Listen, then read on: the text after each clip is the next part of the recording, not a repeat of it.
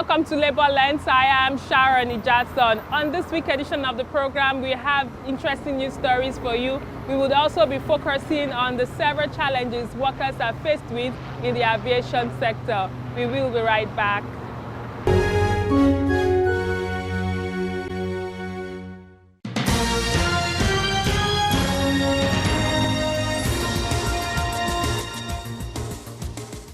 At the presentation of documents to promote wellness of women in the workplace, organized by the Women Wing of the Nigeria Employers Consultative Association (NECA), industry players from organized private sector reaffirmed their commitment towards friendly workplace for women. President of NUWU presented the national guidelines on baby-friendly initiatives in Nigeria and toolkits for workplace breastfeeding and lactation support program, spoke on the advantages of having an inclusive workspace. Private sector, because as you know, we have a lot of employers in the private sector. And if these guidelines are successful in the private sector, it means it will be highly successful nationwide. So that's what we have done, because when you are able to have a conducive area, an enabling area for a nursing mother to thrive, it's going to be a win-win situation. She would be at peace, and mine will be at rest because she has a baby close by her, if there is a crash around the place, and she will be able to give her best. Other speakers at the event stressed the need for maternal protection program and implementation strategy in the country. Another challenge is the stigma and discrimination that working mothers may face for taking time off to breastfeed. Some people don't understand it. Don't judge them. Say, why can't you give SMA? She the only one here. I took SMA, I gave my child SMA, so they start criticizing. What's wrong? You're judging on the wrong platform, perhaps out of ignorance. Now let's make people to understand why it's necessary. The Nigerian government too should look into that, to make sure that every ministry has a place where a woman can take herself and go and breastfeed and come back to work. Because we have the younger generations coming to work, and most of them are in production ages. So they should make that environment enabling for them. They should put it in the policy. They should implement it. In every parastatal in Nigeria, there should be a place where a woman, they say, call it a nursing room or a breastfeeding room or a crèche. According to the report by the United Nations Children Fund (UNICEF) titled Situation of Women and Children in Nigeria, the country records 576 maternal mortality per 100,000 live births, hence the need for workplace safety for women.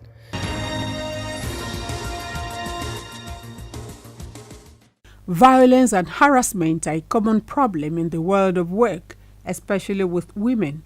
ILO Convention 190 is the first international treaty to recognize the right of every worker to a world free from gender-based violence and harassment. A dialogue with focus on embrace equality in the world of work is on the table at this gender dialogue session. Governments that ratify the convention are required to put in place necessary laws and policy measures to prevent and address violence and harassment in the world of work. With Nigeria's adoption and ratification of the convention in 2022, NLC says the challenge now is implementation. I therefore call on the Nigerian government, employers, and the trade unions to adopt strategies for implementation of the ratified ILO Convention 190 for the realization and protection of women's rights, increased productivity, decent work, and dignity of labor. It makes you happy in the one way, you are going to a place where you are comfortable, nobody will harass you. But a lot of manpower is being lost. Man hour is being lost because people are afraid of going to their workplaces because of the harassment they face. So it's also sensitize ourselves. The poor performance by women in the just concluded general election lends credence to the need for equity and fairness. As far as there is fair play, women will come out, women will be elected. But there's a cabal that is already there. No woman is allowed to come up. They feel it's a birthright of men. We are not supposed to be struggling for these things because we are equal in this society. Like the slogan says, when there is no woman, there is no nation. So women need to come together. Women need to put their resources together. They need to also ensure that men work with them, because no one big tree can make a forest. Experience sharing on gender equity in the workplace and challenges of gender equity in the trade unions are some of the issues in perspective. The dialogue session is expected to come up with recommendations and strategies for attaining gender equality in Nigeria.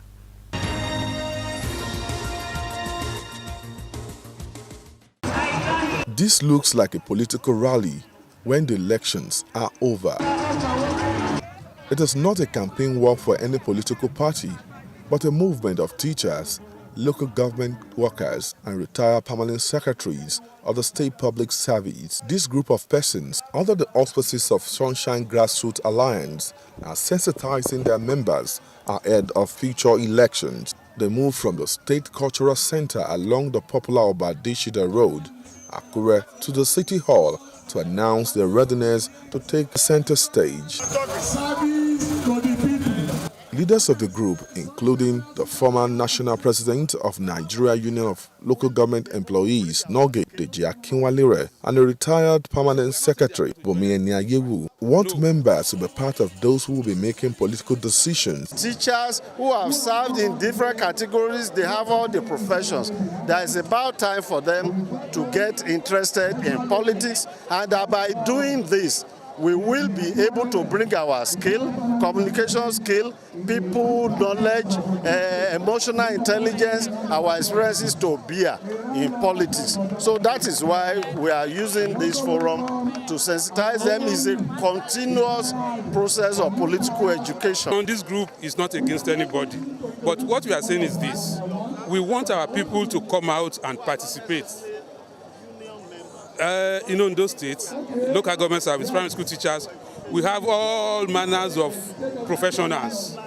We have PhD holders. Former secretary to the Osun State government, Boyega Oyebade, said past Nigerian leaders are unionists, hence the need for union leaders to take charge in the political space. Nkrumah was a unionist, Abdinaza of Fiji was a unionist, and they did well. Julius Nyerere too was a unionist. So, giving people political education and making them now to understand the fundamental right of representation is a right direction. An ultimatum was issued, executed in some ways, because there was 2-day warning strike. And after the 2 days warning strike, we told our members' mandate was for us to review with the background of interventions we got. We got intervention from the Ministry of Aviation, a meeting held where the Minister of Aviation presided. Even though he was in Saudi, it was a virtual meeting. And understanding was reached, one of which was that, okay, we will have a meeting, a broader meeting with salaries and wages, who are already processing some of the papers they require to give approval to the condition of service we are demanding. And again, there was an intervention from the joint committees of the National Assembly, the Senate and the House of Reps, which we quite appreciate, having shown understanding with our positions. And therefore, based on these levels of interventions, everything has been put on hold based on what will come up after the meeting with salaries and wages. But we are making progress. The steps are in the right direction. Strike is not the best option in addressing challenges in the sector. As a matter of fact, strike is a setback because the loss you're going to suffer maybe in a 2-day strike in that industry might not be recovered in the next 5-10 years. So they must explore other sources of negotiation, for example, social dialogue. There must be an interactive section between union and management, not as a result of reacting to initiative by management, but as a consensus building in terms of sustaining their industry. It was actually an issue that was escalated perhaps because of communication gap. That communication gap has been filled and is a work in progress. The ministry have done what they're expected to do, and of course, I think the union's agitations has not been against the ministry. It's against some authorities, perhaps, that have not been able to really do what they have mandate to do. But right now, I think most of those issues have been sorted out, and the ministry and the unions, the workers, at least they've given the government that benefit of the doubt, and I think everything is in progress. On the Profile Interview segment this week, I'll be speaking with the Vice Chairman, Joint Aviation Trade Unions Forum.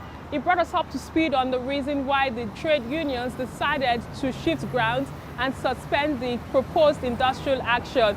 He also brought us up to speed on what the association expectation is from the incoming government. It's good to have you on the program. Thank you. A lot has been happening in the aviation sector, most especially the two-day warning strike that happened about a week and some days ago. Can you bring us up to speed on why it was expedient for workers to embark on that industrial action? Thank you so much. You know, before we go for that, before we embark on that 2 day strike, we give a lot of warnings. And the problem we're having by then, if you can recall, is that of condition of service. It's not ready. Some of the establishment, about 8 years, no condition of service. It has been reviewed and it's not done. And consequential adjustment. You can remember when there was increment in the salary 2019. So some of us actually, there's some establishment, they were able to get it, but NIMET, Nigerian Meteorological Agency, they couldn't get their own. Although we got the information that by the grace of God, by the end of this month, they'll get their own. But we cannot agree until we see it on ground. So those are the issues, and we'll try, and nobody listened to us. That's why we say, okay, let us just go for one strike. So for how long have you been writing to relevant agencies without feedback? We have been writing. We follow all the due process. You know, you can't just go for one strike without following the due process. We make sure that we follow due process, you know, because aviation is a delicate place. It's a safety security place. So you can't just embark without following the due process. So we make sure that we follow due process, and by the time we follow due process and nothing is done, we just go for that one strike. Okay, so I witnessed the warning strike, and it was pretty intense. Personally, I had to walk a distance for me to even cover the proceedings successfully. But I remember very clearly that after the 2-day warning strike, there was this information that there was going to be a 7-day ultimatum, which expired some hours ago. Can you bring us up to speed on what the next line of action is? The next line of action, we met with the organs, and we decided to give some time because National Assembly, they were able to come into the process. When they see the way we are going now, the Minister of Aviation also, he called us for the meeting. We have a Zoom meeting with him, with the leadership of all the unions. So we see reason why we should give a little time. And because of that leadership of National Assembly come into the situation, we agreed that, okay, let us give a small time, small window so that we can discuss. And there's going to be a meeting with the Salary and Income Wages Commission on 9th of May. So we are thinking that let us give them that evidence of doubt to sit down with them and see how it will go. And I'm praying maybe during that meeting we can be able to actualize all the process, because the issue of NIMET, as I told you earlier, by all indication with the information we are getting, like they may likely get their own consequential by the end of this month. But the issue of COS, that's a serious issue. We are trying to see how it can be done. If by that 9, everything becomes okay, then we don't need to go for any strike. And if you can remember, there was even the, let's say, workshop organized by both the union and the Ministry of Aviation. And we spoke at length. Seriously, we bring the items into the table, and by all indication, I can see that there's some evidence that we may likely achieve. Because initially, the problem we're having is lack of information. There's some information that we don't have, but now, with this particular coming together, we are able to understand ourselves. So I believe that that 9 will be likely reach somewhere. Okay, so which means by the 2nd of May, Nigerians will know the next line of action from the aviation workers. But generally, if we look at one of the challenges that you're faced with, is not just peculiar to the aviation sector. It's also, there are so many other sectors that are even faced with it. Even some government establishments are faced with it, which is the consequential adjustment in salaries. So from your experience as a labor leader, would you say it's acceptable for minimum wage to be passed into law? And yet we have some private individuals and government body or even corporate body that do not implement this. What effect does this have on the livelihood of workers? How have your members been coping in general? If you look at the situation in Nigeria, the Nigeria country, and the way our value, the naira value is down. If you look at that, 30,000 cannot even take you to anywhere. In fact, it cannot even buy you a bag of rice, chocolates of this or other things. So, for me, I think something has to be done. We have to look at the value of the naira first, and it's been too bad for any government in this country, either state government or local government, see that they cannot be able to pay that minimum wage. To be sincere with you, in the aviation industry, I think we don't have much more problem on that. Apart from the NIMET, even the NIMET, the reason why they have this issue of problem because they are still in the IPPIS. They are not like NAMA, INSEE, and some other ones. So I think it's an agency. Yes, I think that's the reason. But by all occasion, the way I look at it now, the family secretary assures us, the last meeting we have a meeting with him on Zoom, he confirmed that by the end of this month, they are going to get their money. And don't forget that there must be arrears because it's going to be effective from 2019. So I believe that I don't think there's any issue on that one. Okay, beyond going on strikes, beyond going for picketing exercise, there's also this growing concern of workers on what their livelihood would look like, or what their well-being will be like when they retire. As a union or as an association, are there any steps that the union has taken in recent times towards ensuring that workers plan for retirement? Yes. What we normally do is that there must be a training when you're about to retire, let's say 2 years before retirement. They will take you for training, and that particular trainer will now maybe give you a way whereby after you retire, what you can do. Because if you look at the whole life, is that it's either 35 years or 60 years of age, you must leave the service. And luckily for us, to be sincere with you, especially in NAMA, when you retire from service, within 6 months, everything will be okay. I don't know of some other establishments, but NAMA, they are doing very well, and I believe that if there's any issue somewhere, we will know. So I believe, as far as aviation industry is concerned, when you retire from service, there's no much hiccup, you can get your money in time. I'm sure of that one.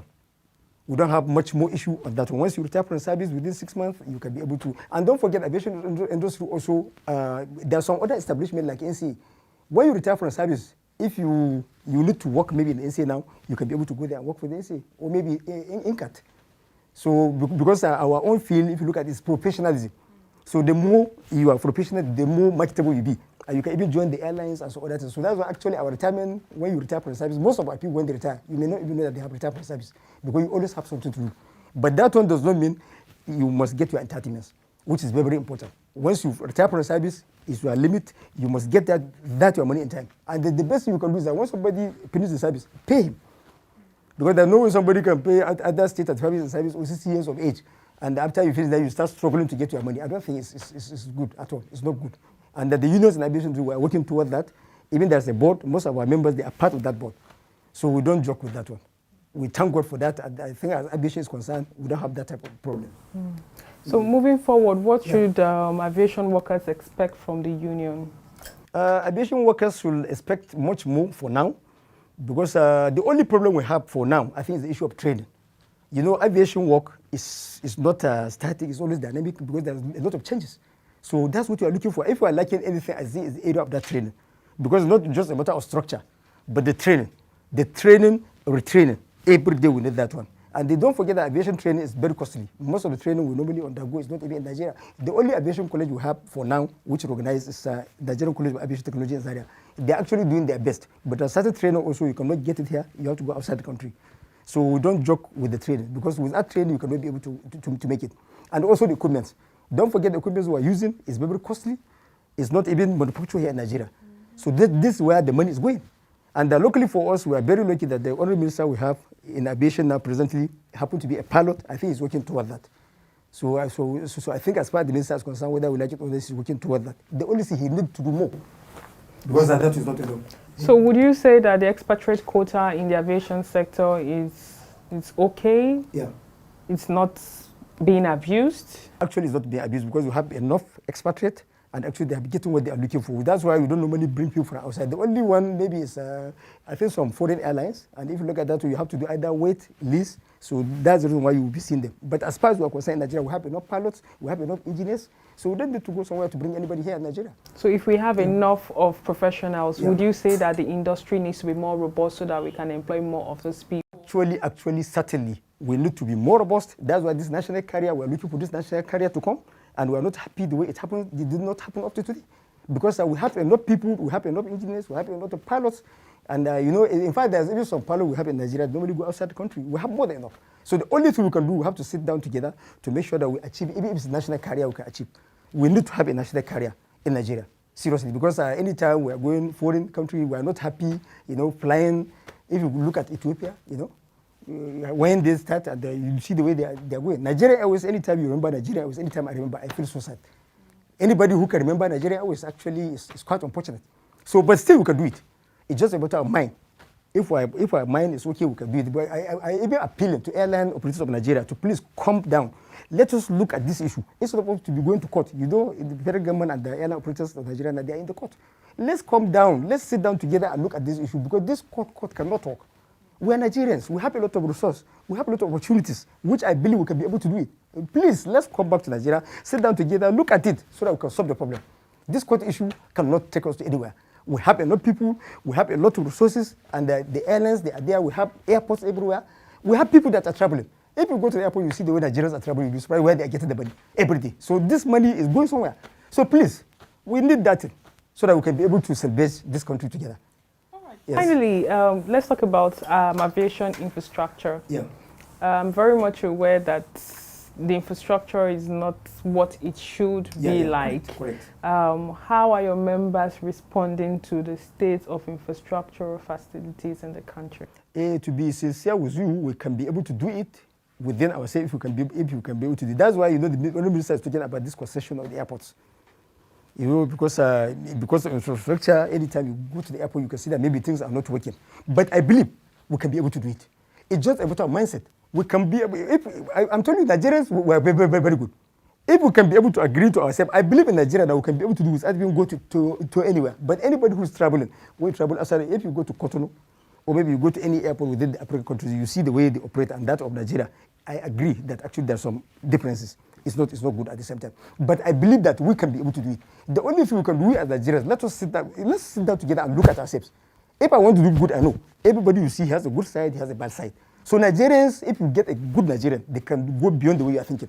And by the time you get a bad Nigerian, also they are doing the bad more than any other place. So the best thing we can do, please try to use the goodness we have in us.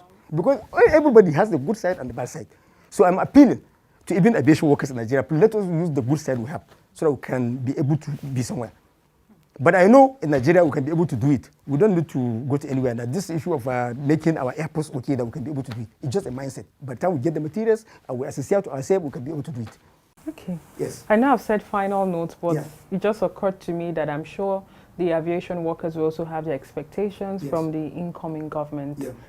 Is there anything you would like to share in terms of what would be your expectation in the next dispensation? The next dispensation, I believe that when they are coming, they know that we don't have a national carrier. That is very, very important. It's supposed to be the one issue we should get, national carrier. Please, any government that's coming now, let it be that number one priority. Let's have our own national carrier. It's not good. Do you know that when you are traveling somewhere now, even in Africa, you have to go to Europe? Do you know how much it will cost you for you to buy a ticket from here to America or to Canada? Or maybe to even European countries? It's very costly. So if we can be, and even Nigeria, we are losing a lot of money. By the time we have our own airline, we'll be able to generate a lot of revenue. It's another way of making revenue generation. If you go to Ethiopia, most of their GDP is from that airline. They're getting from there. So we can do it in Nigeria. We have people that are traveling, and we have the potential, and we can be able to make it. It's just a mindset. And I believe with Nigerians. As you see me now, I believe with Nigeria and Nigerians. And I know we can do it. Yes. So all aviation workers want is a national carrier. Actually, what we are looking for now is national carrier. Then number two, also the condition of maybe our working conditions, then our welfare. Because if you look at the way we are working now, we need to have the work. You need to have everything on ground before you start, because your mind is supposed to be at rest. It's not good for you. You are working, you are thinking of what to eat, or maybe you are thinking of what to buy. How much are you going to pay for the school fees for your child? No, it's not good at that way. Aviation work, you need to have your mind at rest so that you are not thinking of any other thing. You're sure that by the end of the month you get your salary. The training also, you have to go for your training as at when do, and you get your money as at when do. So by the time you have that one, you do the best. Because it's the work that you don't need to be thinking of anything, because it has to be with the life. It's a concentration. They need 100%. And there are no hungry man cannot concentrate. Hungry man is always an angry man. So we need to get the welfare so that we can concentrate, so that we can do our job very well. Yes. Thank you very much for your time. It was an interesting time I had with you. Thank you so much. I really appreciate it. Thank you so much. And that's all we can take on today's edition of the program. Join us next week for a fresh edition of the show. I am Sharon Ijason. Thanks for watching, and remember that labor creates wealth.